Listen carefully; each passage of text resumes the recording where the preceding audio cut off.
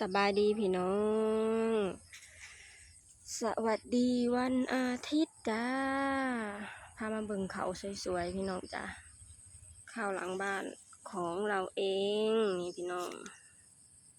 งามพี่น้องเลยนี่เบิ่งมีผักขะแยงน้ำเบิ่งผักขะแยงเหงามักใหญ่หนึ่งแต่ละมือแต่ละเว้นกะ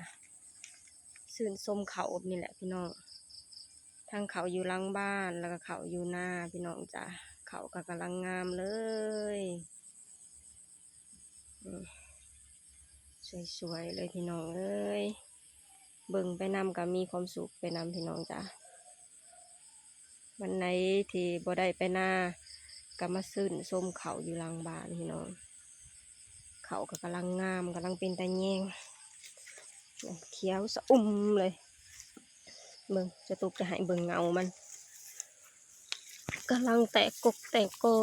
แต่ตอนนี้น่าจะหยุดการแตกแล้วพี่น้องกำลังเริ่มจะมานเริ่มจะทองแล้วเนี่ยกำลังเริ่มกลมแล้วนี่เงาหนึ่งแตกตั้งหลายความสุขของชาวไร่ชาวนานั่นก็คือ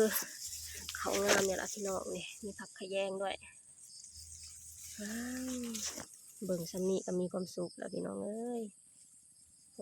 เพียงเอิกสตูกแล้วเด้เขาเนี่ย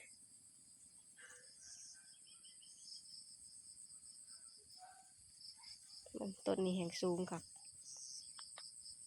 อยู่หลังบ้านแบบนี้เลยพี่น้องจ้ะอันนี้ก็คือหลังบ้านอันนี้ก็คือข้าวของเราติดกำแพงแบบนี้เลย